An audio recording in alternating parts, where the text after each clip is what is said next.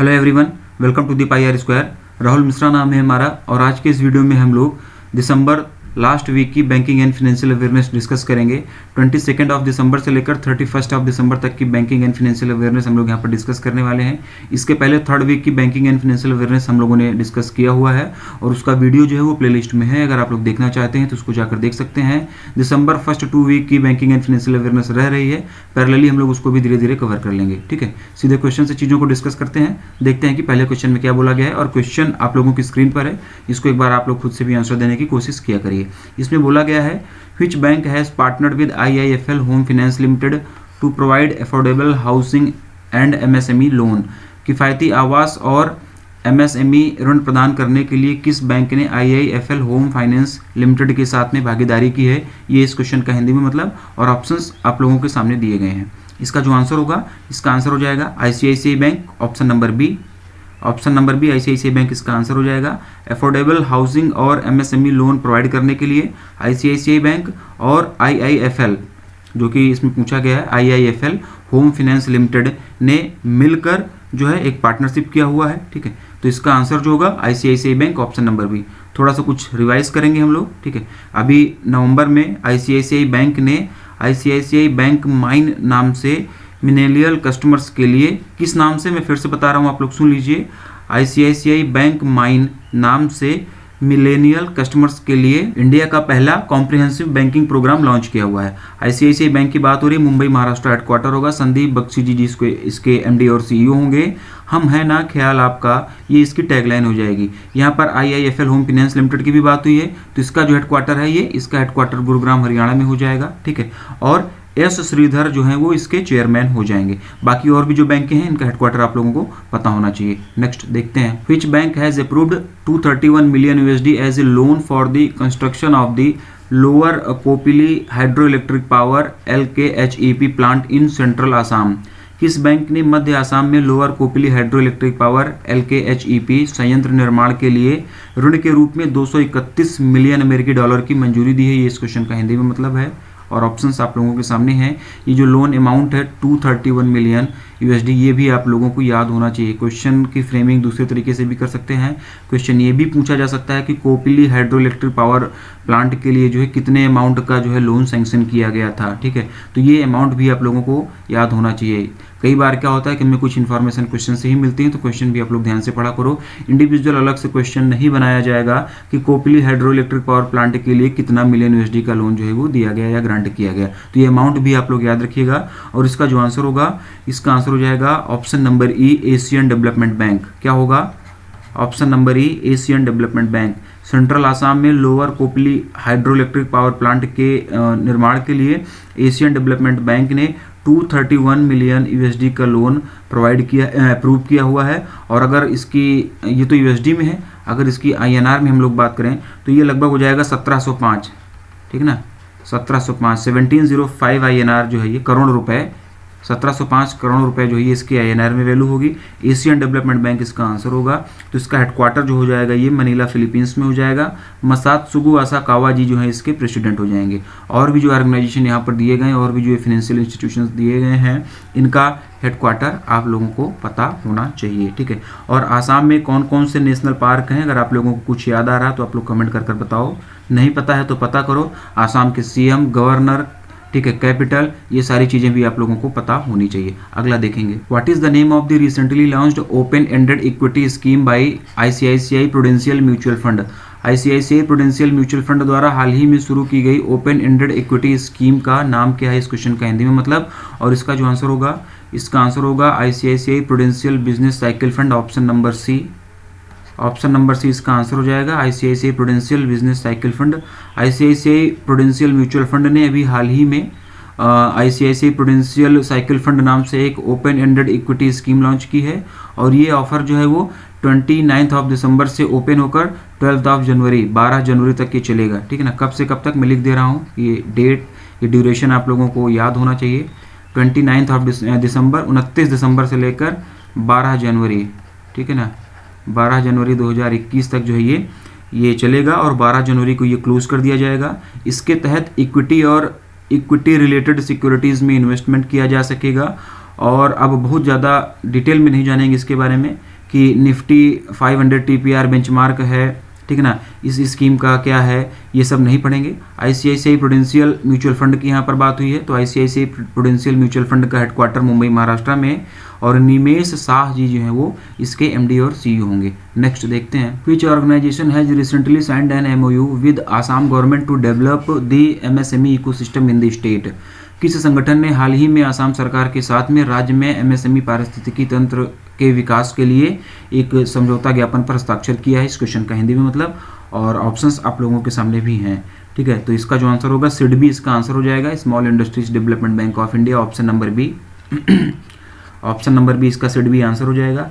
आसाम में MSME ecosystem develop करने के लिए सिडबी ने अभी हाल ही में आसाम गवर्नमेंट के साथ में एक एमओयू साइन किया हुआ है, जिसके तहत आसाम में एक प्रोजेक्ट मैनेजमेंट यूनिट, जिसको कि हम लोग पीएमयू बोलते हैं, प्रोजेक्ट मैनेजमेंट यूनिट का सेटअप किया जाएगा। और आसाम को लेकर अब तक टोटल 12 राज्यों में एमएसएमई इकोसिस्टम स्थापित किया जा चुका है सिडबी के द्वारा, ठीक है।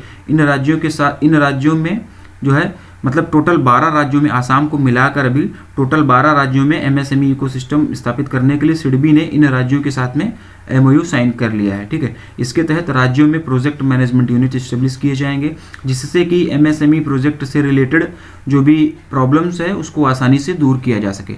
अब ये 12 राज्य कौन कौन से हैं ये भी एक बार मैं बोल दे रहा हूँ, आप लोग इसको अगर नोट डाउन करना चाहें तो नोट डाउन कर लीजिएगा, क्योंकि कई बार क्या होता है कि लोग बहुत ज़्यादा कन्फ्यूजन रहता है कि सर कौन सी स्टेट के लिए एमएसएमई इकोसिस्टम मतलब स्थापित करने के लिए, इस्टेब्लिश करने के लिए साइन किया गया है एमओयू। तो ये स्टेट में कोई कन्फ्यूजन ना हो, कई बार लोग ऑप्शन देखकर कंफ्यूज हो जाते हैं, तो ये आप लोगों को पता होना चाहिए कि अब तक टोटल कितने राज्यों में एमएसएमई इकोसिस्टम स्थापित करने के लिए जो है एमएसएमई के द्वारा, सिडबी के द्वारा उस स्टेट के साथ में एक एमओयू साइन किया गया है। तो 12 राज्य हैं, गुजरात, उड़ीसा, महाराष्ट्र, तमिलनाडु, न्यू दिल्ली, हरियाणा, राजस्थान, यूपी, उत्तराखंड, आंध्रा, कर्नाटका और आसाम, ठीक। टोटल 12 राज्य ये हैं। अब ऑप्शन में अब आप लोगों को कन्फ्यूजन नहीं होना चाहिए कि कौन कौन से राज्यों में एमएसएमई इकोसिस्टम स्थापित करने के लिए सिडबी के द्वारा एमओयू साइन किया गया। ऑप्शन देखिएगा आप लोग और ऑप्शन देखकर आंसर क्लिक करिएगा। कई बार मंथ वाइज होता है, जैसे अभी ये रिसेंटली आसाम के साथ में किया गया है, तो ये पूछ लिया जाएगा कि दिसंबर मंथ में क्या कौन से राज्य के साथ नहीं हुआ या जनवरी मंथ में, तो इस तरीके से भी कुछ ना कुछ डिफ्रेंशिएट किया जाएगा, जिससे कि एक यूनिक आंसर मिल सके, आप लोगों को कन्फ्यूजन नहीं होगा, ठीक है। और सिडबी की अगर हम लोग हेडक्वार्टर की बात करेंगे तो लखनऊ उत्तर प्रदेश में जो है इसका हेडक्वार्टर है। मोहम्मद मुस्तफ़ा जी जो है इसके सीएमडी हैं। अगला देखते हैं, what is India's rank in the EODB 2020 report released by the world bank. विश्व बैंक द्वारा जारी ईओडीबी 2020 रिपोर्ट में भारत की रैंक क्या है, ठीक है। ये इस क्वेश्चन में पूछा गया है और ऑप्शंस आप लोगों के सामने हैं। तो इसका जो आंसर हो जाएगा 63, option number B. Option number B 63 इसका आंसर हो जाएगा, ठीक है। 4 देशों ने 2018 में वर्ल्ड बैंक द्वारा जारी की गई ease of doing business ranking में ऑब्जेक्शन किया था। ईओडीबी का मतलब क्या होता है, ईज ऑफ डूइंग बिजनेस, ठीक है ना, ईज ऑफ डूइंग बिजनेस। तो इसमें अभी पूछा गया है कि 2020 में जो वर्ल्ड बैंक के द्वारा ease of doing business report publish की गई है उसमें इंडिया की क्या रैंक है। तो इंडिया की रैंक जो है 63rd है, ऑप्शन नंबर बी। ये रिपोर्ट जो है वर्ल्ड बैंक के द्वारा पब्लिश की जाती है। वर्ल्ड बैंक का हेडक्वार्टर वाशिंगटन डीसी में है। डेविड मालपास जी जो है वो इसके प्रेसिडेंट हैं। और अभी थोड़ा सा क्वेश्चन को एक्सटेंड करेंगे, थोड़ा सा और इन्फॉर्मेशन हम लोग जानते हैं इसके बारे में। 4 देशों ने 2018 में वर्ल्ड बैंक के द्वारा जारी की गई ease of doing business ranking में ऑब्जेक्शन किया था, जिसके बाद ने वर्ल्ड बैंक ने अभी हाल ही में 2018 के लिए updated revised ease of doing business ranking जारी की। इसके साथ साथ में वर्ल्ड बैंक ने 2020 के लिए भी ईज ऑफ डूइंग बिजनेस 2020 जो है ये इसकी एक लिस्ट जो है ये जारी की। और ये किस नाम से रिपोर्ट जो है अपनी पब्लिश की गई, तो एक बार मैं बोल दे रहा हूँ फिर से, भी 2020 में जो ये रिपोर्ट पब्लिश की गई वर्ल्ड बैंक के द्वारा, ये किस नाम से ये रिपोर्ट रिलीज की गई, तो इसको मैं बोल रहा हूँ ease of doing business 2020 comparing business regulation in 190 economies. फिर से मैं बोल रहा हूँ, फिर से सुन लो आप लोग, ease of doing business 2020 comparing business regulation in 190 economies नाम से, ठीक है ना। और ये जो है वो 17th एडिशन है ease of doing business ranking का। अभी जो 2020 में जारी किया गया ease of doing business ranking, ये 17th एडिशन है वर्ल्ड बैंक के द्वारा जो ये जारी किया गया। तो क्वेश्चन ये भी पूछा जा सकता है कि अभी हाल फिलहाल में ease of doing business ranking जो है जारी की गई वर्ल्ड बैंक के द्वारा, ये इसका कौन सा एडिशन था, तो ये आप लोगों को पता होना चाहिए कि 17th एडिशन था ये, ठीक है। वर्ल्ड बैंक हेडक्वार्टर वगैरह आप लोगों को बता ही दिया, तो ऑप्शन नंबर बी इसका आंसर होगा। आगे बढ़ते हैं, which bank has recently launch its RuPay select contactless debit card in association with national payment corporation of India, NPCI. ठीक है, हिंदी में अगर हम लोग इसके मतलब की बात करें तो हाल ही में किस बैंक ने भारतीय राष्ट्रीय भुगतान निगम के साथ में मिलकर अपना रुपे सेलेक्ट संपर्क रहित डेबिट कार्ड लॉन्च किया है, इस क्वेश्चन का हिंदी में मतलब। और इसका जो आंसर होगा, इसका आंसर होगा central bank of India, option number ए।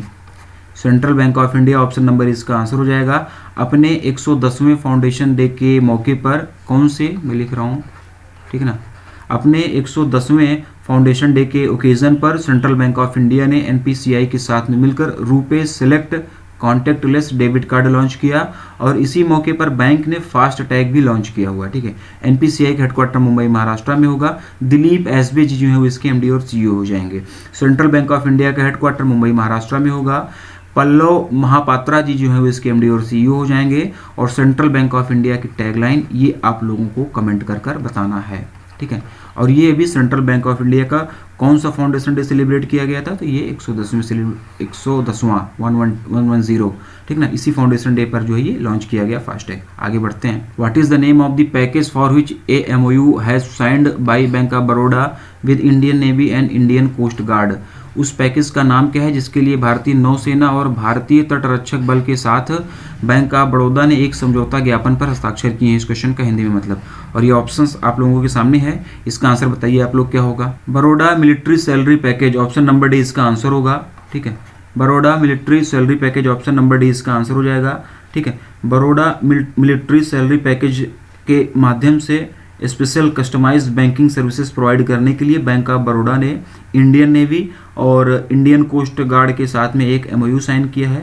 और इंडियन आर्मी के साथ में पहले से ही एमओयू साइन किया गया था, उसको भी हाल फिलहाल में बैंक ऑफ बड़ौदा के द्वारा रिन्यू किया गया है। यही सेम पैकेज इंडियन एयरफोर्स को भी प्रेजेंट किया जाना है। तो मतलब कुल मिलाकर इंडियन आर्मी, इंडियन नेवी और इंडियन एयरफोर्स को भी ये सेम पैकेज जो है ये भी बैंक ऑफ बड़ौदा के द्वारा ही दिया जा रहा है। ठीक है, तो इसका जो आंसर होगा Baroda military salary package.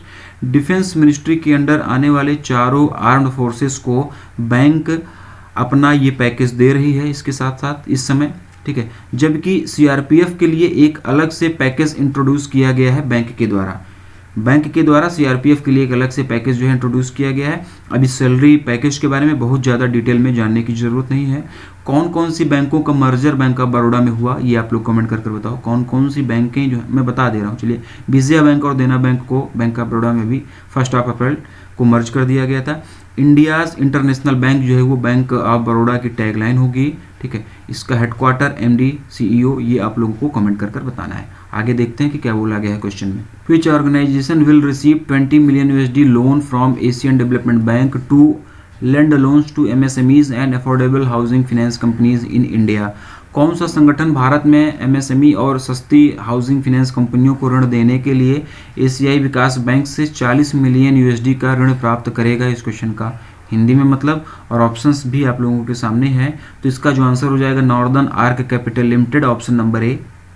Option number ए नॉर्दर्न आर्क कैपिटल इसका आंसर हो जाएगा। माइक्रो फाइनेंस बारोवर्स, MSMEs और अफोर्डेबल हाउसिंग फाइनेंस कंपनीज को सपोर्ट करने के लिए एशियन डेवलपमेंट बैंक ने नॉर्दर्न आर्क कैपिटल के साथ में 40 मिलियन USD का लोन एग्रीमेंट साइन किया है। अगर 40 मिलियन USD की अगर हम लोग INR में बात करें तो ये लगभग 295 करोड़ रुपए ये INR में इसकी वैल्यू हो जाएगी। ठीक है, जो MSMEs हैं, हाउसिंग फाइनेंस कंपनीज हैं, ठीक है, उनको फंड की प्रॉब्लम जो फेस हो रही है जिनको, उनको नॉर्दर्न आर्क कैपिटल के द्वारा फाइनेंशियली सपोर्ट किया जाएगा। और एशियन डेवलपमेंट बैंक जो है वो डायरेक्ट इन कंपनीज को पैसा ना देकर नॉर्दर्न आर्क कैपिटल के माध्यम से इनका सपोर्ट कर रही है। तो ऑप्शन नंबर ए इसका आंसर होगा। Next, as per the national council of applied economic research NCAER, what is India's GDP in financial year 21।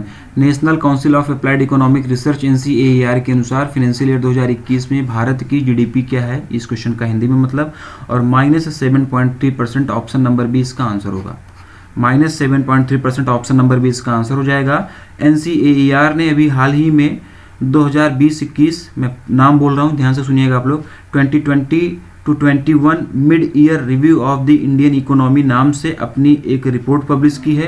मैं रिपोर्ट का नाम फिर से बोल रहा हूँ, 2020 to 21 mid year review of Indian economy नाम से एक रिपोर्ट पब्लिश की गई है, जिसके द्वारा फाइनेंशियल ईयर 2020 में इंडिया की GDP जो है वो -7.3% रहने का अनुमान है। जबकि सितंबर में यह अनुमान कितना था, सितंबर में -12.6% रहने का अनुमान था, ठीक है। और NCAER का हेडक्वार्टर अगर हम लोग बात करें इसकी, तो इसका हेडक्वार्टर जो है वो न्यू दिल्ली, नई दिल्ली में इसका हेडक्वार्टर है। Next, which company sold 4.47% stake in AU small finance bank through open market transaction recently. हाल ही में खुले बाजार लेन देन के माध्यम से AU स्मॉल फाइनेंस बैंक में किस कंपनी ने 4.47% की हिस्सेदारी बेची अपनी? ये इस क्वेश्चन का हिंदी में मतलब, और इसका जो आंसर होगा Warburg Pincus, option number C. Option number C, Warburg Pincus, option number C इसका आंसर हो जाएगा। वारबर्ग पिनकस ने OMO यानी कि ओपन मार्केट ऑपरेशन, OMO के थ्रू जो है AU स्मॉल फाइनेंस बैंक में अपनी 4.47% की हिस्सेदारी बेची, ठीक है। 13.7 मिलियन शेयर, कितना? 13.7 मिलियन शेयर जो है वो 1247 करोड़ रुपए में जो बेचा गया है ओपन मार्केट थ्रू ऑपरेशन के थ्रू, ठीक है। नेक्स्ट देखते हैं, an online platform infinite India for foreign companies has been launched by which bank? विदेशी कंपनियों के लिए एक ऑनलाइन प्लेटफॉर्म इन्फिनिटी इंडिया, ठीक है, इन्फिनिटी इंडिया किस बैंक द्वारा शुरू किया गया है? इस क्वेश्चन का हिंदी में मतलब, और इसका जो आंसर होगा, इसका आंसर होगा ICICI बैंक, ऑप्शन नंबर ई। ऑप्शन नंबर ई, ICICI बैंक इसका आंसर हो जाएगा। फॉरेन कंपनीज को बैंकिंग और वैल्यू एडेड सर्विसेज एक ही प्लेटफॉर्म पर प्रोवाइड करने के लिए ICICI बैंक ने इनफाइनाइट इंडिया नाम से एक ऑनलाइन प्लेटफॉर्म लॉन्च किया है। किस नाम से लॉन्च किया है? ये प्लेटफॉर्म आप लोगों को याद होना चाहिए, इसका नाम आप लोग याद रखिएगा, इनफाइनाइट इंडिया, ठीक है।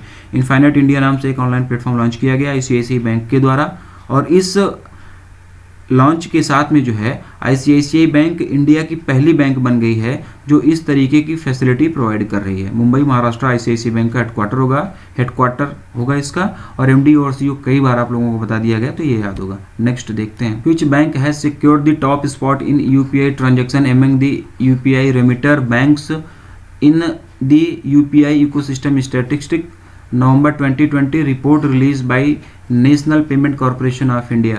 National payment corporation of India द्वारा जारी UPI इकोसिस्टम स्टैटिस्टिक्स नवंबर 2020 की रिपोर्ट में किस बैंक ने UPI रेमिटर बैंकों के बीच में UPI लेन देन में शीर्ष स्थान प्राप्त किया है? इस क्वेश्चन का हिंदी में मतलब होगा। हिंदी अगर ये कॉम्प्लिकेटेड लगे तो इंग्लिश में भी दिया गया है, आप लोग समझिएगा उसको, इसका ट्रांसलेशन यही हो रहा था और सही भी है ये। लेकिन कई बार क्या होता है कि लोगों को हिंदी समझने में दिक्कत होती है, हिंदी के कंपेरिजन में इंग्लिश आसानी से आप लोगों को समझ में आ जाती है, तो इसलिए क्वेश्चन जो है दोनों लैंग्वेज में रहता है। तो इसका जो आंसर होगा SBI, option number E. State bank of India, option number इसका आंसर हो जाएगा।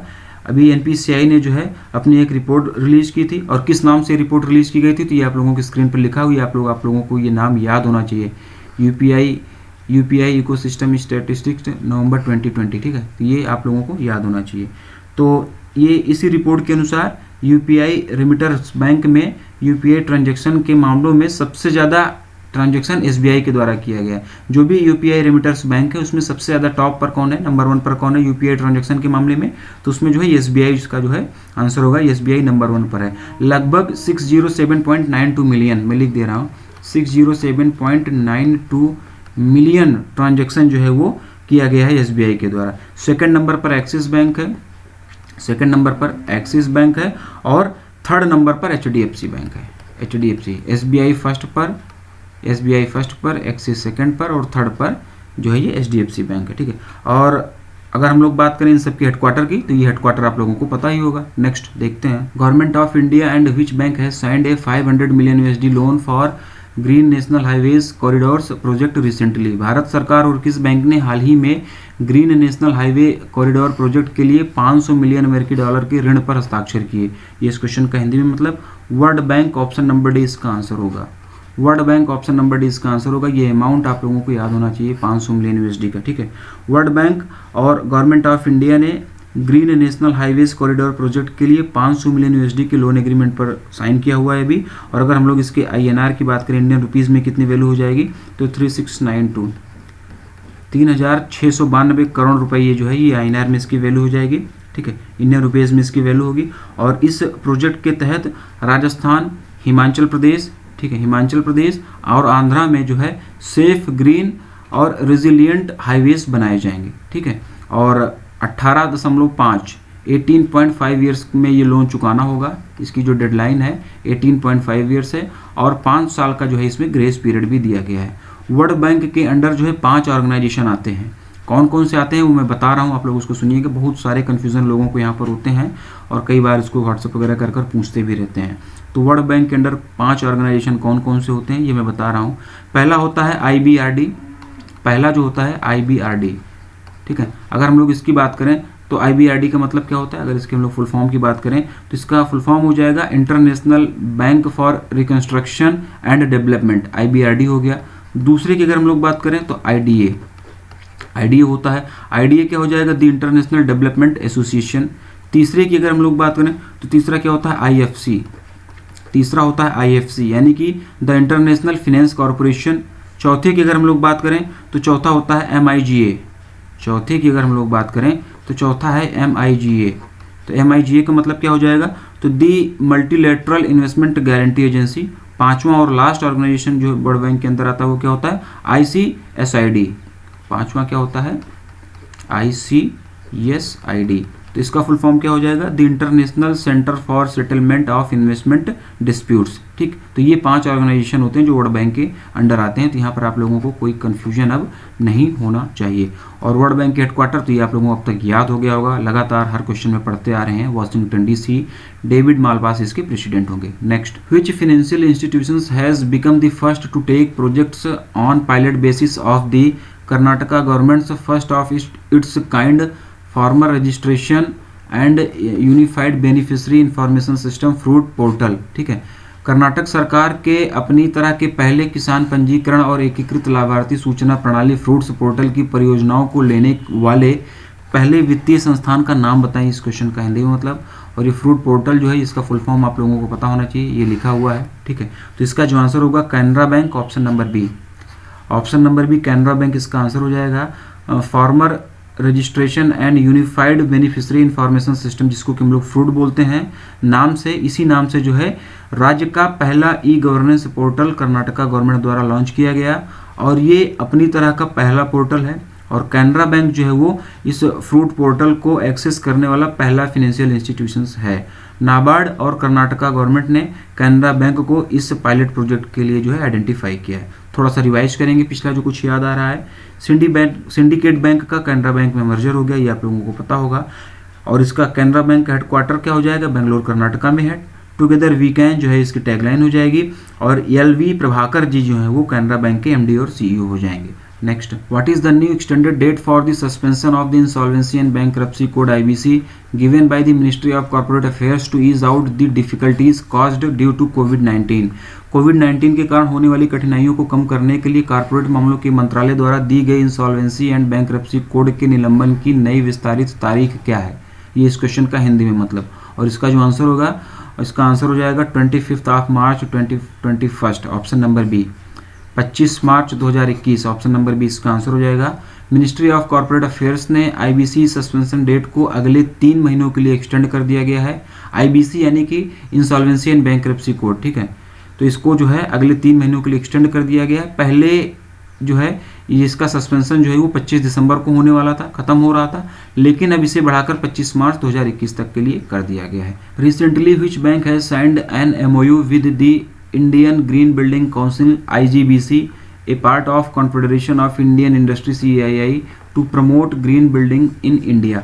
हाल ही में किस बैंक ने भारत में ग्रीन बिल्डिंग को बढ़ावा देने के लिए भारतीय उद्योग परिसंघ CII के एक भाग भारतीय ग्रीन बिल्डिंग काउंसिल IGBC के साथ में समझौता ज्ञापन पर हस्ताक्षर किए हैं, ये इस क्वेश्चन का हिंदी में मतलब है। और इसका जो आंसर होगा, इसका आंसर होगा HDFC bank, option number C, option number C HDFC bank इसका आंसर हो जाएगा। ग्रीन बिल्डिंग्स को प्रमोट करने के लिए HDFC ने IGBC के साथ में एक MOU साइन किया हुआ है। IGBC यानी कि इंडियन ग्रीन बिल्डिंग काउंसिल, ठीक है ना, ये IGBC हो जाएगा।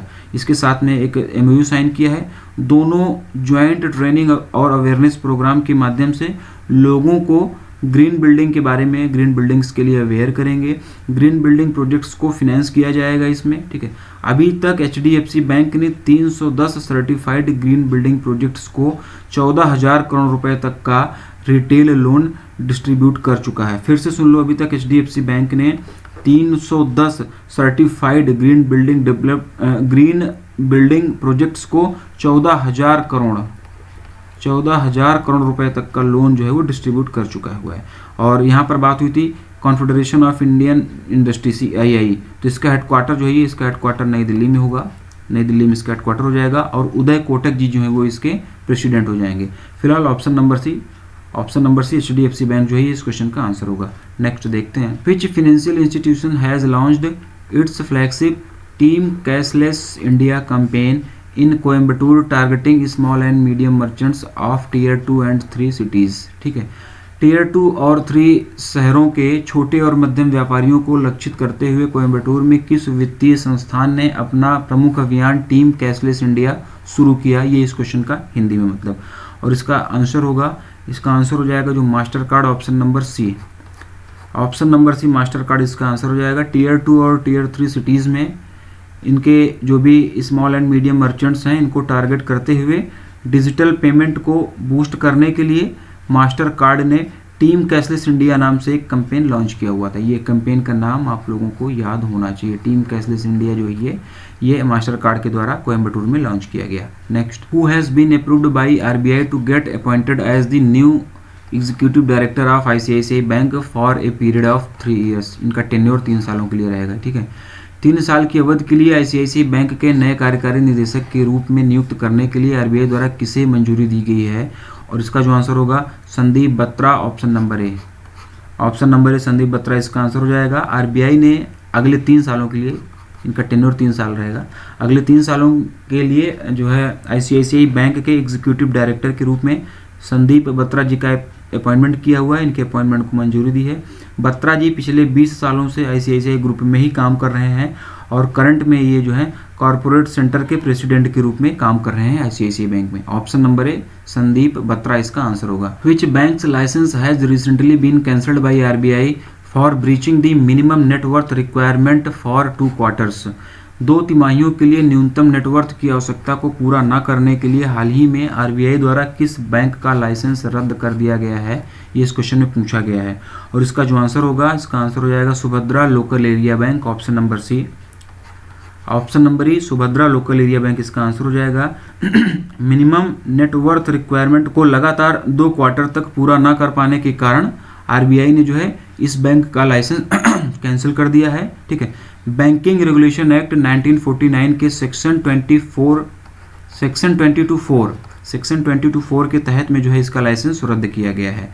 कोल्हापुर महाराष्ट्र बेस्ड बैंक है ये जो सुभद्रा लोकल एरिया बैंक है ये कोल्हापुर महाराष्ट्र बेस्ड बैंक है ये। इसके MD और CEO की अगर हम लोग बात करेंगे तो मिस्टर संजय अग्रवाल जी जो है वो इसके MD और CEO हो जाएंगे। अगला देखते हैं, as per the revised estimation of India rating and research INDRA what is the India's GDP rate in financial year 21। ये क्वेश्चन मैंने दोबारा लिया है। इसके पहले वाले वीडियोज़ में हम लोगों ने एक ही जगह पर सारी GDP प्रेडिक्शन कवर कर लिया था, लेकिन फिर से मैं ये वीडियो में इस क्वेश्चन को लिया है। इसका आंसर आप लोग देने की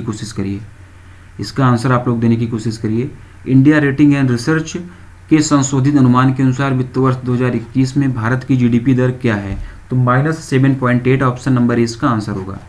-7.8 ऑप्शन नंबर इसका आंसर हो जाएगा। इंडिया रेटिंग्स ने अभी हाल ही में फाइनेंशियल ईयर 2021 के लिए इंडिया की रिवाइज्ड GDP प्रेडिक्शन जारी किया है, जिसके अनुसार इंडिया की GDP जो है -7.8% रहने का अनुमान है, जबकि पहले यह अनुमान जो था -11.8% रहने का अनुमान था। अगला देखते हैं, who has become the MD and CEO of Yes Securities India limited recently. हाल ही में यस सिक्योरिटीज़ इंडिया लिमिटेड के MD और CEO कौन बने, ये इस क्वेश्चन का हिंदी में मतलब। और इसका जो आंसर हो जाएगा, इसका आंसर हो जाएगा प्रशांत प्रभाकरन, ऑप्शन नंबर बी प्रशांत प्रभाकरन इसका आंसर हो जाएगा। यस बैंक की wholly owned subsidiary yes Securities India limited के MD और CEO के रूप में अभी हाल ही में प्रशांत प्रभाकरन जी की जो है ये नियुक्ति की गई है। और प्रशांत जी जो है वो इन्वेस्टमेंट बैंकिंग और मर्चेंट बैंकिंग देखेंगे। यस सिक्योरिटीज़ इंडिया लिमिटेड इसका हेडक्वार्टर मुंबई में होगा। अगला देखेंगे, who was appointed as the president of the associated chamber of commerce and industry of India ASSOCHAM recently. हाल ही में associated chamber of commerce and industry of India ASSOCHAM के अध्यक्ष के रूप में किसे नियुक्त किया गया, ये इस क्वेश्चन का हिंदी में मतलब। और इसका जो आंसर होगा Vineet Agarwal, option number C Vineet Agarwal option number C इसका आंसर हो जाएगा। एसोचैम के प्रेसिडेंट के रूप में विनीत अग्रवाल जी की नियुक्ति अभी हाल ही में हुई, ठीक है। और इन्होंने निरंजन हीरानंदानी जी को जो है रिप्लेस किया हुआ है, और ऑप्शन में देखिए ये भी दिया हुआ है, इन्होंने निरंजन हीरानंदानी जी को रिप्लेस किया हुआ है, और ऑप्शन में ये भी दिया हुआ है। इसके साथ साथ सुमंत सिन्हा जी को जो है एसोचैम का नया वाइस प्रेसिडेंट बनाया गया है। किसको? सुमंत सिन्हा जी को। तो ऑप्शन में ये भी दिया गया है, ऑप्शन में ये भी दिया गया। तो सुमंत सिन्हा जी को जो है एसोचैम का नया वाइस प्रेसिडेंट बनाया गया है, और अभी जो एसोचैम का जो बनाया गया हुआ है प्रेसिडेंट, उसको किसको बनाया गया है? विनीत अग्रवाल। यही इस क्वेश्चन में पूछा गया, ऑप्शन नंबर सी इसका आंसर होगा। और अग्रवाल जी ने किसको रिप्लेस किया था? तो इन्होंने निरंजन हीरानंदानी जी को रिप्लेस किया था। आगे देखेंगे कि क्या बोला गया है। Which bank has sold the entire stake of its joint venture housing finance to Centrum housing finance for 160 crore rupees. किस बैंक ने अपने संयुक्त उद्यम हाउसिंग फाइनेंस की पूरी हिस्सेदारी सेंट्रम हाउसिंग फाइनेंस को 160 करोड़ रुपए में बेच दिया? ये अमाउंट आप लोगों को याद होना चाहिए, 160 करोड़, ये आप लोगों को याद होना चाहिए। तो central bank of India option number C इसका आंसर होगा। Central bank of India option number C इसका आंसर हो जाएगा। सेंट्रल बैंक ऑफ इंडिया ने अपने joint venture cent bank home finance limited के पूरे स्टेक को सेंट्रम हाउसिंग फाइनेंस को 160 करोड़ रुपए में बेच दिया। सेंट्रल बैंक ऑफ इंडिया का हेडक्वार्टर मुंबई महाराष्ट्र में, पल्लव महापात्रा जी जो है इसके एमडी और सीईओ हो जाएंगे। और इसकी tagline central bank of India की मैंने पहले भी पूछा था, तो ये आप लोग कमेंट कर बताओ। आगे देखते हैं कि उसमें क्या बोला गया है। Which organisation has recently acquired an 8.99 equity stake in non banking finance company Paisalo digital, ठीक है। किस संस्था ने हाल ही में गैर बैंकिंग वित्तीय कंपनी पैसलो डिजिटल में 8.99% इक्विटी शेयर का अधिग्रहण किया है? ये इस क्वेश्चन का हिंदी में मतलब, और इसका जो आंसर होगा SBI life insurance option number D. ये SBI life insurance option number D इसका आंसर हो जाएगा, ठीक है। एनबीएफसी एक जो ये पैसलो डिजिटल है, ये क्या है? कि नॉन बैंकिंग फाइनेंशियल कंपनी है। एनबीएफसी पैसलो डिजिटल में एसबीआई लाइफ इंश्योरेंस ने 8.99% इक्विटी शेयर, या फिर ये कहें कि 38 लाख इक्विटी शेयर का अधिग्रहण किया है। 38 लाख, ठीक है ना। 8.99% की वैल्यू कितनी हो जाएगी? 38 लाख इक्विटी शेयर का अधिग्रहण किया अभी हाल ही में, ठीक है। परसेंटेज वैल्यू भी याद रखिएगा, और ये नंबर ऑफ इक्विटी शेयर्स ये भी आप लोग याद रखिएगा, ठीक है। और कितने में ये सौदा हुआ, ये जो हुआ खरीदा गया, ठीक है, जो एक्वायर किया गया, कितने में किया गया? तो 489.99 रुपीज़ पर शेयर के हिसाब से लगभग 186.20 करोड़ रुपए में ये इक्विटी शेयर्स खरीदे गए, ठीक है ना। इतने करोड़ रुपए में ये इक्विटी शेयर्स खरीदे गए। और यहाँ पर बात हुई पैसलो डिजिटल की, तो थोड़ा सा इसके बारे में जानते हैं, ठीक है। ये जो है पैसलो डिजिटल जो है ये एसएमईज को और एमएसएमईज को अपनी 129 ब्रांचेस के माध्यम से लोन प्रोवाइड करता है। एसबीआई लाइफ इंश्योरेंस लिमिटेड का हेडक्वार्टर मुंबई महाराष्ट्र में होगा। महेश कुमार शर्मा जी इसके एमडी और सीईओ हो जाएंगे। With us you are safe, ये जो है वो इसकी एसबीआई लाइफ इंश्योरेंस की टैगलाइन हो जाएगी। नेक्स्ट देखते हैं। Which health insurance scheme has been launched by PM Narendra Modi in Jammu and Kashmir recently? हाल ही में जम्मू कश्मीर में प्रधानमंत्री नरेंद्र मोदी के द्वारा कौन सी स्वास्थ्य बीमा योजना शुरू की गई? ये इस क्वेश्चन का हिंदी में मतलब है, और इसका जो आंसर होगा पीएम जय सेहत health insurance scheme option number D. Option number D इसका आंसर हो जाएगा PMJAY जय सेहत हेल्थ इंश्योरेंस स्कीम, ठीक है। पीएम नरेंद्र मोदी ने अभी हाल ही में जो है जम्मू एंड कश्मीर के सभी निवासियों के लिए प्रधानमंत्री Jan Arogya Yojana social endeavour for health and telemedicine नाम से एक हेल्थ इंश्योरेंस स्कीम लॉन्च की है। किस नाम से हेल्थ इंश्योरेंस स्कीम लॉन्च की गई, मैं फिर से बता रहा हूँ, आप लोग इसको सुनिएगा। प्रधानमंत्री Jan Arogya Yojana social endeavour for health and telemedicine, ठीक है ना। इस नाम से जो है एक हेल्थ इंश्योरेंस स्कीम लॉन्च की गई प्रधानमंत्री नरेंद्र मोदी के द्वारा। इसे शॉर्ट में हम लोग जो है PMJ सेहत नाम से भी जानते हैं। जो PMJ सेहत है, ये इसको हम लोग शॉर्ट में किस नाम से जानते हैं? PMJ सेहत, ये लिखा है ना, PMJ सेहत, ठीक है ना। हेल्थ इंश्योरेंस स्कीम, इसको हम लोग शॉर्ट में इस नाम से भी जानते हैं। इस योजना के तहत में जम्मू एंड कश्मीर के सभी नागरिकों को, जो भी जम्मू एंड कश्मीर में रहते हैं, जिनके पास वहाँ की नागरिकता है, वहाँ पर उनका घर मकान है, ठीक है, उनको free of cost insurance cover provide किया जाएगा, ठीक है। Free of cost insurance cover provide किया जाएगा। 5 लाख रुपए तक का फाइनेंशियल कवर पर फैमिली पर ईयर जो है वो फ्लोटर बेसिस पर सभी सिटीजन्स को प्रोवाइड किया जाएगा। 5 लाख रुपए का फिनेंशियल इंश्योरेंस कवर पर family per year floater basis पर जो है सभी सिटीजन्स को प्रोवाइड किया जाएगा। और फैमिली फ्लोटर पॉलिसी क्या होती है तो थोड़ा सा यहाँ पर भी जान लेते हैं। अभी यहाँ पर फ्लोटर बेसिस की बात हुई थी, तो फैमिली फ्लोटर पॉलिसी क्या होती है ये भी थोड़ा सा हम लोग यहाँ पर जानते हुए चलते हैं। तो ये एक इंश्योरेंस प्लान है जिसमें कि सिंगल एनुअल प्रीमियम के माध्यम से पूरी फैमिली कवर होती है, ठीक है ना। एक ही बार में साल भर में प्रीमियम देना होता है, ठीक है ना। साल भर का प्रीमियम एक ही बार में देना होता है और पूरी की पूरी फैमिली जो है वो इंश्योरेंस कवर के दायरे में आ जाती है। सभी प्राइवेट, पब्लिक और गवर्नमेंट हॉस्पिटल्स को इस योजना से जोड़ा जाएगा जम्मू एंड कश्मीर में। नेक्स्ट देखेंगे, which bank has recently launch the digital lending platform to digitise the entire process of retail loan seekers. हाल ही में किस बैंक ने खुदरा ऋण चाहने वालों के लिए पूरी प्रक्रिया को डिजिटल करने के लिए डिजिटल लेंडिंग प्लेटफॉर्म लॉन्च किया है? इस क्वेश्चन का हिंदी में मतलब, और इसका जो आंसर होगा bank of Baroda, option number A bank of Baroda इसका आंसर हो जाएगा। रिटेल लोन सीकर्स को डिजिटली पेपरलेस तरीके से लोन प्रोवाइड करने के लिए बैंक ऑफ बड़ौदा ने अभी हाल ही में जो है एक डिजिटल लेंडिंग प्लेटफॉर्म लॉन्च किया हुआ है। इसके साथ साथ बैंक ने डिजिटल लेंडिंग प्लेटफॉर्म के थ्रू जो है online loan against fix deposit की सुविधा भी शुरू की हुई है। Online loan against fix deposit की भी सुविधा शुरू की गई है। और बैंक ऑफ बड़ौदा जो है वो 3 आरआरबीज को स्पॉन्सर करती है। कौन कौन सी बैंक आरआरबीज को? रीजनल रूरल बैंक को बैंक ऑफ बड़ौदा स्पॉन्सरशिप करती है उसकी, तो ये मैं बता रहा हूँ। आप लोगों को, बहुत सारे लोगों को ये नहीं पता होगा कि 3 आरआरबीज को जो है ये बैंक ऑफ बड़ौदा स्पॉन्सर करती है। जिन लोगों को पता है अच्छी बात है, जिनको नहीं पता है उनके लिए बताया जा रहा है।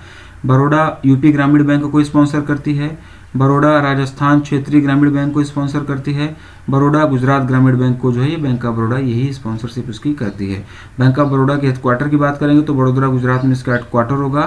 संजीव चड्ढा जी को इसका एमडी और सीईओ बनाया गया है। इंडियाज इंटरनेशनल बैंक जो है ये इसकी टैग लाइन हो जाएगी, ठीक है। नेक्स्ट देखेंगे, what is India's position in the 12th edition of the world economic league table 2021 WELT, विश्व आर्थिक लीग तालिका 2021 वेल्ट के 12वें संस्करण, ये एडिशन आप लोग याद रखिएगा, में 12वें संस्करण में भारत की स्थिति क्या है, ये इस क्वेश्चन में पूछा गया है। तो 6th पोजीशन है, ऑप्शन नंबर डी इसका आंसर होगा। Option number D 6th। Centre for economics and business research CEBR ने अभी हाल ही में अपनी annual report world economic league table 2021 belt, जिसको हम लोग बोलते हैं वेल्ट WELT, ठीक है ना, इसको जो है इसका 12वां संस्करण 12th एडिशन रिलीज किया गया है। इसके अनुसार इंडियन इकोनॉमी 2020 में 5वें से खिसक कर 6वें नंबर पर आ गई है। 6th लार्जेस्ट इकोनॉमी हो गई इंडिया, पहले ये 5th लार्जेस्ट इकोनॉमी थी। यूएस जो है इसमें टॉप पर है, यूएस इसमें टॉप पर है, उसके बाद चाइना और जापान है। और इस रिपोर्ट में ये भी बताया गया है कि 2025 तक इंडिया जो है वो फिर से 5वें नंबर पर आ जाएगी और 2030 तक जो है इंडिया दुनिया की तीसरी सबसे बड़ी इकोनॉमी हो जाएगी। 2030 तक इंडिया की तीसरी सबसे बड़ी इकोनॉमी हो जाएगी दुनिया की इंडिया, इस रिपोर्ट के अनुसार। और यहाँ पर बात हुई CEBR की। CEBR का हेडक्वार्टर लंदन यूके में है। Next, foreign direct investment trends and outlook in Asia and the Pacific 2020-21 report has been published by which organisation. इसमें पूछा गया कि ये रिपोर्ट जो है कौन से ऑर्गेनाइजेशन के द्वारा पब्लिश की गई है। तो इसका जो आंसर हो जाएगा, इसका आंसर हो जाएगा UNESCAP, यानी कि option number B. Option number B इसका आंसर हो जाएगा UN economic and social commission for Asia and the Pacific, ठीक है ना, इसका आंसर होगा। UNESCAP ने भी हाल ही में जो है एक रिपोर्ट रिलीज की है और इसमें ग्लोबल FDI इनफ्लो और आउटफ्लो का डाटा रिलीज किया गया है। इंडिया की अगर बात की जाए तो 77%, इंडिया की अगर बात की जाए तो 77% FDI जो है वो साउथ और साउथ वेस्ट एशिया से आया है इंडिया में, ठीक है। और मतलब इंडिया में आया है लगभग 51 बिलियन USD का FDI हुआ है इंडिया में 2019 में। कितने का? 51 बिलियन जो है 51 बिलियन USD का FDI जो है वो 2019 में इंडिया में हुआ है, जो कि 2018 की तुलना में 20% अधिक है। 2018 में इससे 20% कम FDI इन्वेस्टमेंट हुआ था इंडिया में, ठीक है ना। और इसी रिपोर्ट के अनुसार इंडिया में 10% तक का इनवर्ड ग्रीन फील्ड इन्वेस्टमेंट भी हुआ है। अब ये ग्रीन फील्ड इन्वेस्टमेंट क्या होता है इसके बारे में भी थोड़ा सा जान लेते हैं। बहुत ज़्यादा डिटेल में नहीं जानेंगे ग्रीन फील्ड इन्वेस्टमेंट के बारे में, ठीक है ना, बस मोटा मोटा समझ लेते हैं कि नॉर्मल अंडरस्टैंडिंग बन जाए ग्रीन फील्ड इन्वेस्टमेंट के बारे में। तो ग्रीन फील्ड इन्वेस्टमेंट जो है वो FDI का ही एक टाइप है। जिसमें कोई भी कंपनी अपने ऑपरेशंस को किसी फॉरेन कंट्री में जो है इस्टेब्लिश करते हैं, ठीक ना। ये एफडीआई का ही टाइप है जिसमें कोई भी कंपनी जो होती है अपने ऑपरेशंस को किसी फॉरेन कंट्री में जो है इस्टेब्लिश करते हैं। और UNESCAP का हेडक्वार्टर कहाँ पर हो जाएगा, तो Bangkok Thailand. UN economic and social commission for Asia and the Pacific, इसका हेडक्वार्टर जो है ये बैंकॉक थाईलैंड में इसका हेडक्वार्टर हो जाएगा। Next, which bank has become the first bank to collaborate with Google Pay to issue fast tag through UPI on its payment app. कौन सा बैंक अपने भुगतान ऐप पर UPI के माध्यम से फास्ट टैग जारी करने के लिए गूगल पे के साथ साझेदारी करने वाला पहला बैंक बन गया है, ये इस क्वेश्चन का हिंदी में मतलब। और ICICI बैंक ऑप्शन नंबर ए इसका आंसर होगा। ICICI बैंक ऑप्शन नंबर इसका आंसर हो जाएगा। अपने पेमेंट ऐप पर UPI के माध्यम से फास्ट टैग इशू करने के लिए ICICI बैंक ने गूगल पे के साथ में कोलैबोरेशन किया है। और इस कोलैबोरेशन के बाद में ICICI bank fast tag issue करने के लिए गूगल पे के साथ पार्टनरशिप करने वाला इंडिया का पहला बैंक बन गया है। तो ये क्वेश्चन इसलिए भी इंपॉर्टेंट हो जाता है कि इंडिया का पहला बैंक है जो फास्ट टैग इशू करने के लिए गूगल पे के साथ में कोलैबोरेशन किया है, ठीक है। अभी हाल ही में नितिन गडकरी जी ने अनाउंसमेंट किया था कि 1 जनवरी से सभी व्हीकल्स के लिए जो है फास्ट टैग मैंडेटरी कर दिया जाएगा, ठीक। नेक्स्ट देखते हैं, exposure draft on standard travel insurance policies to be offered from 1 April 2021 has issued by which organisation recently. 1 अप्रैल 2021 से पेश की जाने वाली स्टैंडर्ड ट्रेवल इंश्योरेंस नीतियों पर एक्सपोजर ड्राफ्ट किस संस्था द्वारा हाल ही में जारी किया गया, इस क्वेश्चन का हिंदी में मतलब। और इसका जो आंसर होगा IRDAI ऑप्शन नंबर ए। IRDAI ऑप्शन नंबर ए इसका आंसर हो जाएगा। ये डेट भी आप लोग याद रखिएगा, 1 अप्रैल 2021। सभी जनरल इंश्योरर और स्टैंड अलोन हेल्थ इंश्योरर के द्वारा 1 अप्रैल 2021 से ऑफर की जाने वाली स्टैंडर्ड ट्रेवल इंश्योरेंस पॉलिसीज़ के लिए IRDAI ने अभी हाल ही में एक एक्सपोजर ड्राफ्ट इशू किया है। और 6 जनवरी, ठीक है ना, और 6 जनवरी 2021 तक सभी स्टेक होल्डर्स से सजेशंस मांगा गया है इस ड्राफ्ट पर, ठीक है। और ये सब करने के पीछे मकसद ये है कि एक standard travel insurance product launch किया जा सके। अब इस प्लान के बारे में, इस प्रोडक्ट के बारे में, इसकी क्या एज रिस्ट्रिक्शंस हैं, क्या प्राइसिंग होगी, पॉलिसी पीरियड क्या होगा, इस ड्राफ्ट के बारे में ये सब पढ़ने की जरूरत नहीं है। IRDAI ऑप्शन नंबर ही होगा। और IRDAI का हेडक्वार्टर कहाँ पर, ये आप लोग कमेंट कर बताओ। Next, which small finance bank has partnered with ICICI prudential life insurance limited to offer customized need and goal based life insurance solution for customers of ICICI prudential life. किस छोटे वित्त बैंक ने ICICI prudential life के ग्राहकों के लिए अनुकूलित आवश्यकता और लक्ष्य आधारित जीवन बीमा समाधान प्रदान करने के लिए ICICI prudential life insurance limited के साथ में साझेदारी की है, ये इस क्वेश्चन का हिंदी में मतलब है। और इसका जो आंसर होगा AU small finance bank option number B. Option number B AU small finance bank इसका आंसर हो जाएगा। ICICI प्रूडेंशियल लाइफ इंश्योरेंस के कस्टमर्स को कस्टमाइज्ड और goal based life insurance solution provide करने के लिए AU स्मॉल फाइनेंस बैंक ने ICICI प्रूडेंशियल लाइफ इंश्योरेंस के साथ में पार्टनरशिप किया हुआ है। AU स्मॉल फाइनेंस बैंक के हेडक्वार्टर की अगर हम लोग बात करेंगे तो इसका हेडक्वार्टर जयपुर राजस्थान में है। और इसकी टैगलाइन की अगर हम लोग बात करें AU स्मॉल फाइनेंस बैंक की, तो चलो आगे बढ़े जो है इसकी टैगलाइन हो जाएगी। बाकी और भी जो स्मॉल फाइनेंस बैंकें दी गई हैं इनका सबका हेडक्वार्टर आप लोगों को पता होना चाहिए। Next, what is the name of the world's first crypto bank launched as a joint venture between Kasa and the united multi state cooperative society in India. Kasa और united multi state cooperative society के द्वारा संयुक्त उद्यम के रूप में भारत में launch किए गए दुनिया के पहले क्रिप्टो बैंक का क्या नाम है, ये इस क्वेश्चन का हिंदी में मतलब है। और इसका जो आंसर हो जाएगा, इसका आंसर हो जाएगा Unicas option number B. Unicas option number B इसका आंसर हो जाएगा। UK बेस्ड कंपनी कासा और united multi state cooperative society ने मिलकर ज्वाइंट वेंचर के रूप में दुनिया का पहला क्रिप्टो बैंक यूनिकास लॉन्च किया हुआ है। यूनिकास ये ऑप्शन में दिया गया है, ठीक है। ये दुनिया का पहला क्रिप्टो बैंक है, ये लॉन्च किया गया है और ये भारत में लॉन्च किया गया है, ठीक है। ये भारत में लॉन्च किया गया, किसका ज्वाइंट वेंचर है ये आप लोग याद रखिएगा। ये कासा और united multi state cooperative society, इन दोनों का ज्वाइंट वेंचर है ये, ठीक है। ये आप लोगों को याद होना चाहिए। क्रिप्टो बैंक का नाम भी याद होना चाहिए, क्या नाम है, यूनिकास, ठीक है। कहाँ पर लॉन्च किया गया ये भी याद होना चाहिए, इंडिया में ये लॉन्च किया गया, ठीक। क्रिप्टो करेंसी और फिएट फॉर्म में इसमें जो है ट्रांजैक्शन किया जाता है। इनिशियली 2021 में जो यूनिकास है ये 14 ब्रांचेज में अपनी सर्विसेज ओपन करेगी। ये जो क्रिप्टो बैंक है दुनिया की पहली क्रिप्टो बैंक है, ये इनिशियली इंडिया में लॉन्च की गई है ये। और 2021 में 2021 में ये इनिशियली 14 ब्रांचेज अपनी ओपन करेगी, यहाँ पर अपनी सर्विसेज देगी। और ये 14 ब्रांचेज कहाँ कहाँ पर खुली जाएंगी? दिल्ली एनसीआर, राजस्थान और गुजरात में ये सर्विसेज दी जाएंगी। और 2022 में जो यूनिकास है, ये क्रिप्टो बैंक, दुनिया की पहली क्रिप्टो बैंक, ये 2022 में लगभग 100 ब्रांचेस खोलने का लक्ष्य इसके द्वारा रखा गया है। क्रिप्टो करेंसी एक प्रकार से डिजिटल या फिर इसे ये कहें कि वर्चुअल एसेट है ये, ठीक। और यहाँ पर ये बात हुई थी कासा की, ठीक है ना। तो ये क्या है, ये इसका हेडक्वार्टर कहाँ पर है? तो लंदन यूके में इसका हेडक्वार्टर है। इसके फाउंडर की अगर हम लोग बात करेंगे तो कुमार गौरव इसके फाउंडर हो जाएंगे।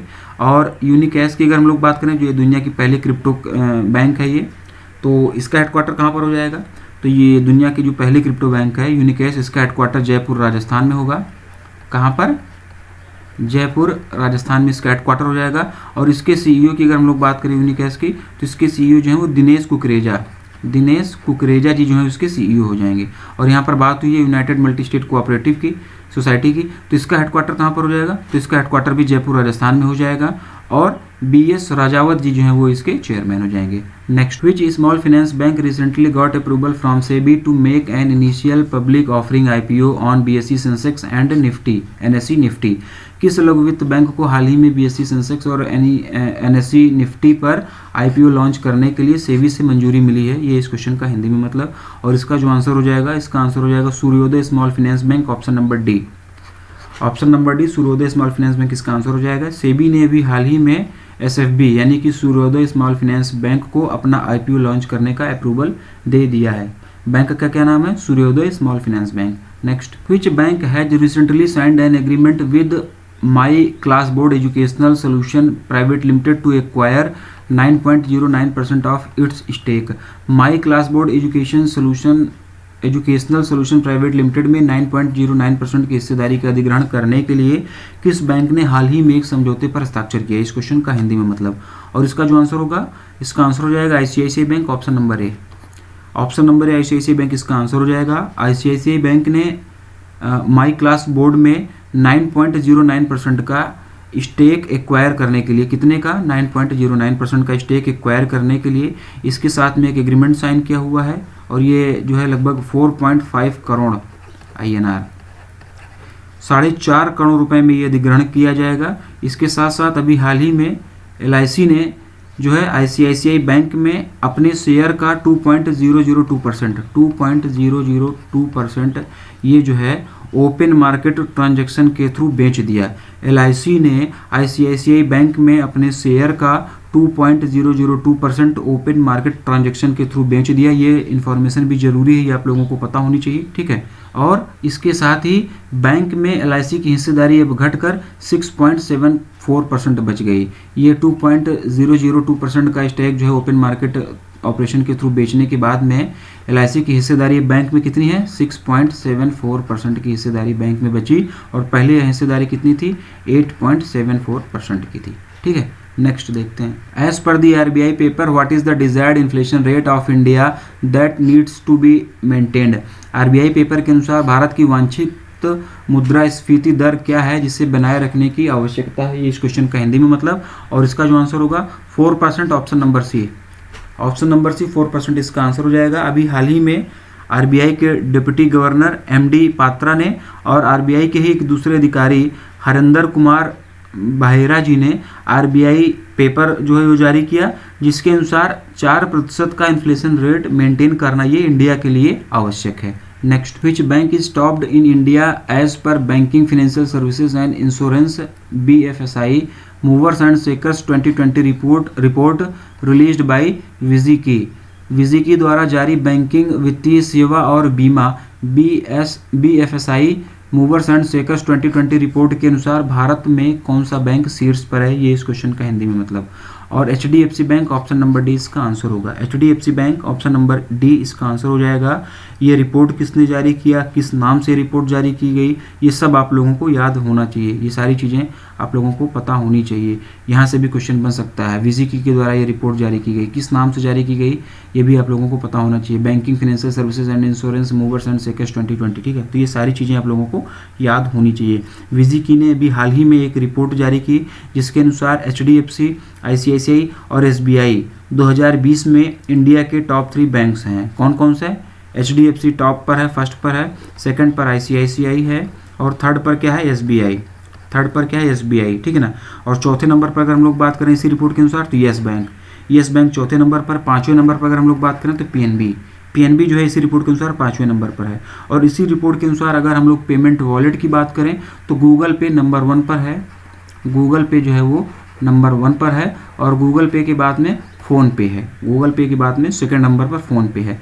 NBFCs को अगर देखा जाए इसी रिपोर्ट के अनुसार, नॉन बैंकिंग फाइनेंशियल कंपनीज को देखा जाए अगर तो DHFL जो है वो नंबर 1 पर है। और विजिकी ने ये रिपोर्ट रिलीज़ की थी, तो विजिकी का हेडक्वार्टर कहाँ पर है तो गुरुग्राम हरियाणा में जो है ये इसका हेडक्वार्टर है, ठीक है। और इसके अगर हम CEO की बात करें तो अंशुल सुशील जी जो हैं वो विजिकी के CEO हो जाएंगे। Next, which bank has recently collaborated with Salesforce to build a next generation technology platform for retail lending business. हाल ही में किस बैंक ने खुदरा उधार कारोबार के लिए अगली पीढ़ी के प्रौद्योगिकी मंच के निर्माण के लिए सेल्सफोर्स के साथ में कोलैबोरेशन किया है? ये इस क्वेश्चन का हिंदी में मतलब। और इसका जो आंसर होगा Yes bank, option number C, option number C Yes bank इसका आंसर हो जाएगा। रिटेल लेंडिंग बिजनेस के लिए next generation technology platform buildup करने के लिए येस बैंक ने सेल्सफोर्स के साथ में कोलैबोरेशन किया है। सेल्सफोर्स जो है ये एक US बेस्ड कंपनी है। सेल्सफोर्स इंडिया का CEO कौन है? अरुंधति भट्टाचार्य, जो SBI की चीफ हुआ करती थी, ये इस समय सेल्सफोर्स इंडिया की CEO हैं। अगला और लास्ट क्वेश्चन देखेंगे हम लोग इस वीडियो का। Which bank has introduced travel now a one stop travel marketplace on its digibank app? किस बैंक ने अपने डिजी बैंक ऐप पर one stop travel marketplace travel now पेश किया? ये इस क्वेश्चन का हिंदी में मतलब। और इसका जो आंसर होगा, इसका आंसर हो जाएगा DBS bank India, option number B, option number B DBS bank India इसका आंसर हो जाएगा। DBS बैंक इंडिया ने अपने डिजी बैंक ऐप पर ट्रेवल नाउ, ये नाम आप लोग याद रखिएगा, ठीक है ना, ये नाम आप लोग याद रखिएगा। ट्रेवल नाउ नाम से एक one stop travel market place जो है इंट्रोड्यूस किया है। और इस नए फीचर्स के माध्यम से कस्टमर्स जो हैं वो फ्लाइट बुकिंग कर सकते हैं, बस की टिकट वगैरह कर सकते हैं, होटल्स बुकिंग कर सकते हैं। होटल की बुकिंग जो है वो विद इन इंडिया के अंदर या फिर इंडिया के बाहर आउटसाइड इंडिया भी किया जा सकता है, ठीक है। कस्टमर्स को इसमें इसके जो कस्टमर्स होंगे उसको भारतीय एक्सा जनरल इंश्योरेंस के द्वारा प्रोवाइड किए गए ट्रैवल इंश्योरेंस को भी इसमें चूज करने की फैसिलिटी होगी। तो इसका जो आंसर होगा option number B DBS bank India. DBS bank India का हेडक्वार्टर कहाँ पर है ये आप लोगों को कमेंट कर बताना है। पिछले वीडियोज़ में आप लोगों को कई बार बताया गया है। तो आज की वीडियो में बस इतना ही। आज हम लोगों ने दिसंबर लास्ट वीक का banking and financial awareness complete कर लिया है। इसके तुरंत बाद में आप लोगों को दिसंबर फर्स्ट वीक और नवंबर लास्ट वीक का भी banking and financial awareness provide करा दिया जाएगा। पैरेलली जनवरी का भी बैंकिंग एंड फाइनेंशियल अवेयरनेस आप लोगों को प्रोवाइड कराया जाएगा इसी चैनल पर। आज के लिए इतना ही। Thank you.